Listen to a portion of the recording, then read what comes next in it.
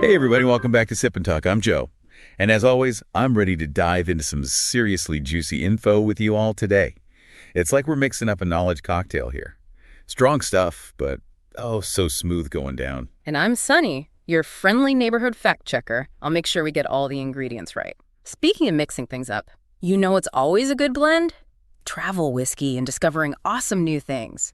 You have to check out our friend Micky's YouTube channel, Mickytolife. Yeah, Mickey's the best. He's always got something cool going on.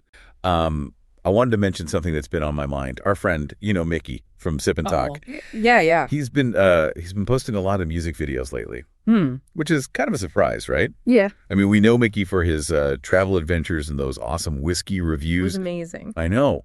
And don't forget those hilarious tasting notes he comes up with, like hints of peat smoke and a mermaid's kiss. Oh, that's classic Micky. Always so descriptive, always with a touch of whimsy. Exactly. So this whole music thing is a bit of a curveball, right? Like, is he launching a music career? Maybe. Or maybe he's using music to hint at his next big travel adventure. Ooh, that's a good one. Yeah. Like a musical travelogue. I could see him doing that. Or maybe he's just, exploring a new passion. Yeah, true. He's always been a creative guy. So, Micky, if you're listening, spill the tea. What's the deal with the music? We're all ears. But in the meantime, Micky's musical journey has got me thinking, what is it about music that makes it so powerful? Right. Why does it move us, inspire us, even drive us a little crazy sometimes? It's true. Like, you could hear a song and it just, instantly transports you back to a specific time and place, or it can just make you feel all the feels. It's like music has this direct line to our emotions, Totally. So we thought we'd do a deep dive into the science and psychology of music to try to understand why it has such a profound impact on us. We've got a ton of research, articles, and even some personal anecdotes to share, so let's get started. Okay, so let's jump right in. One of the things that always fascinates me is how music can make you feel so many different emotions without even needing any words. Oh, absolutely. Think about it. A minor key can evoke sadness, like Chopin. But then a fast tempo can make you feel excited, like some Beethoven. Yeah, totally. It's like music has its own emotional language. And what's really cool is that science actually backs this up. When we listen to music, certain parts of our brain light up. Like which parts? Like the amygdala, which processes emotions like fear and joy. Oh, right, the amygdala. And also the limbic system, which is all about memory and emotional responses. So that explains why, a suspenseful movie score can give you chills, even though you know you're safe on your couch. Exactly. Your brain is like, danger, even though you're just munching on popcorn. It's crazy how our brains just automatically react to the music. It really is. And it's not just about the chills. Music can also trigger the release of dopamine. Dopamine. Isn't that like the feel-good chemical? Exactly. It's associated with pleasure. Yeah. And there was this study done at McGill University back in 2011 that showed that listening to music you enjoy can actually give you a rush of dopamine, similar to what you experience with food or even love. Oh, wow. So our brains are literally wired to crave music. It seems that way. No wonder we get those earworms stuck in our heads, right? Tell me about it. Speaking of earworms, what makes some songs so darn catchy? Is it all about the beat? Well, rhythm definitely plays a role, especially when it mimics our heartbeat. Oh, I've heard about that. That's why dance music can be so energizing. Right, because it literally gets your pulse racing, but there's more to it than just the beat, though. Okay, so what else is going on? Spill the secrets. Well, it's about how music is structured. Humans, we love a balance of predictability and surprise. That's interesting. Like familiar melodies, they give us comfort, But it's the unexpected twists and turns that keep us hooked. Okay, so it's like a good book or movie. You want a storyline you can follow, but with enough surprises to keep you on the edge of your seat. Yes, exactly. Like take the classic IVV chord progression in pop music. It's so familiar, it feels almost comforting. But it's the build-up, the tension that makes the resolution so satisfying. It's like that feeling you get when a puzzle piece falls into place. Exactly. And then, you have those moments in music that completely break the pattern. Like an unexpected key change or a sudden burst of instrumentation. Oh, yeah, like in Bohemian Rhapsody. Yes, exactly. Those unexpected shifts, they grab our attention and make the experience more memorable. It's like they're tapping into our natural curiosity, making us want to hear what happens next. Exactly. And those surprises can really heighten the emotional impact of a song, too.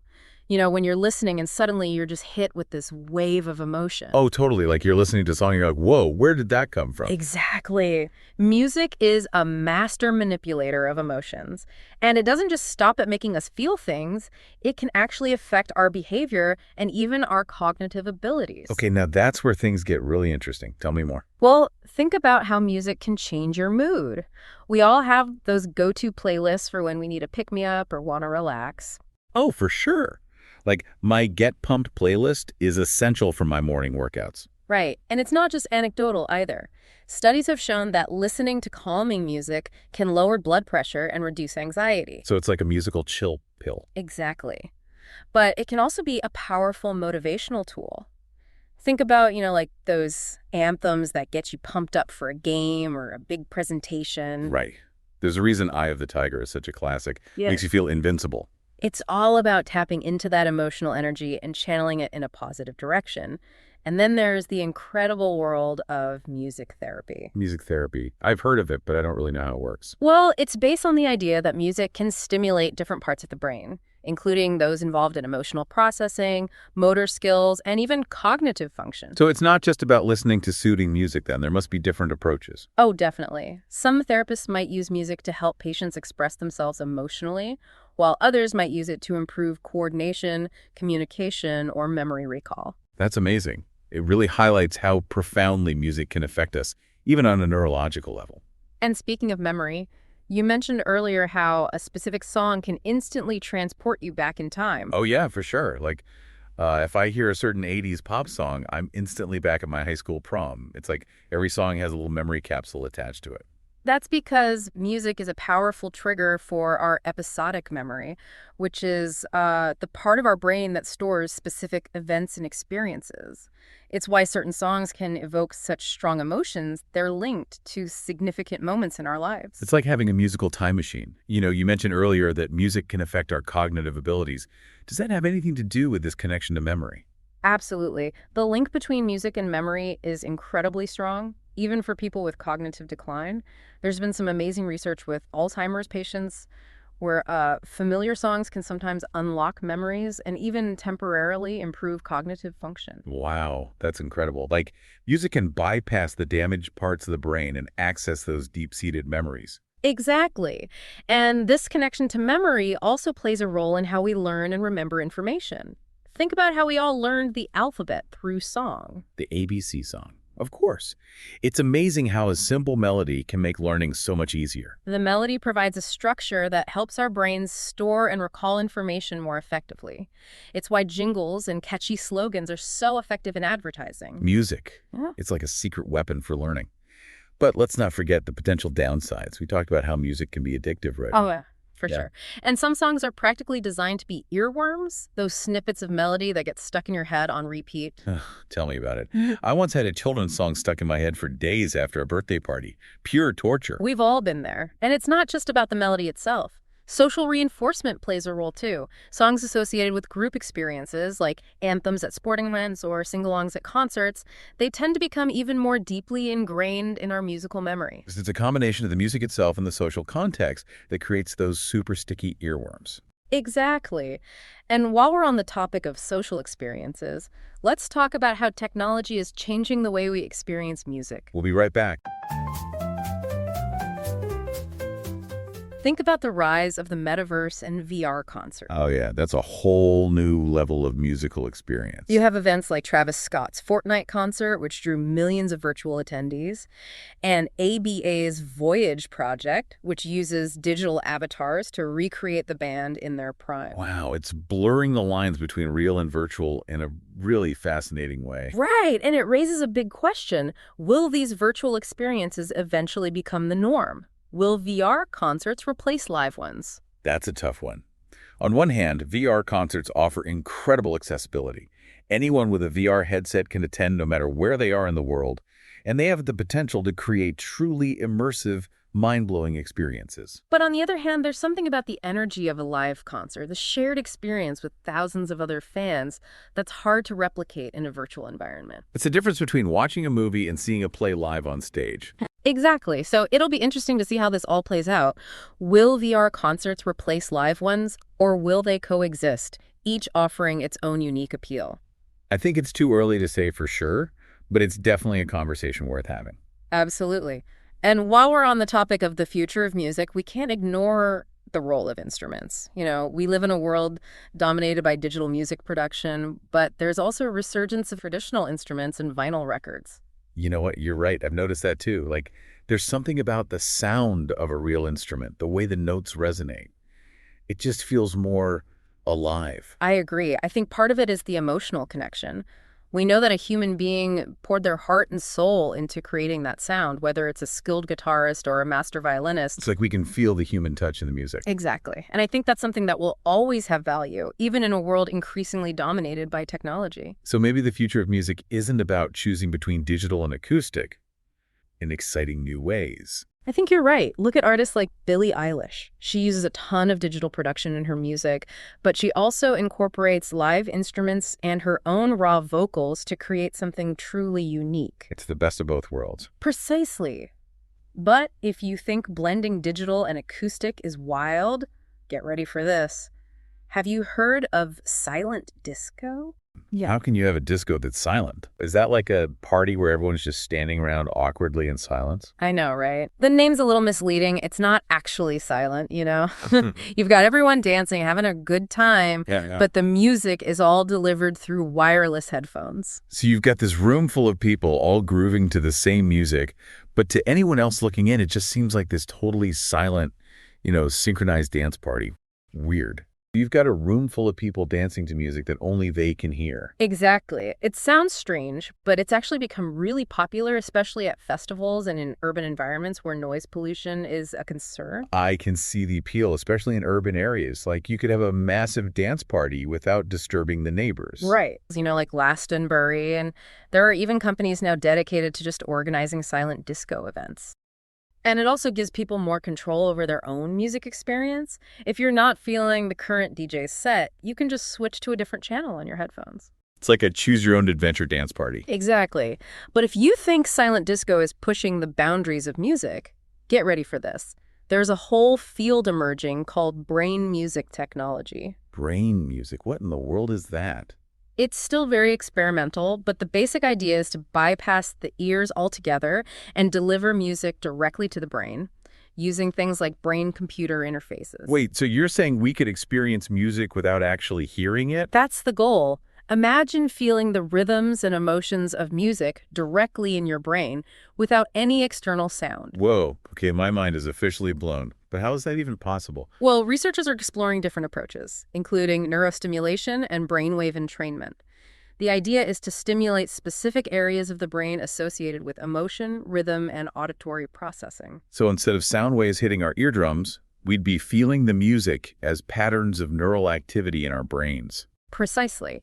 And the implications of this are huge. It could revolutionize music therapy, allowing us to create personalized musical experiences that target specific neurological needs. Wow, that's incredible. Imagine being able to create music specifically designed to calm anxiety or boost focus.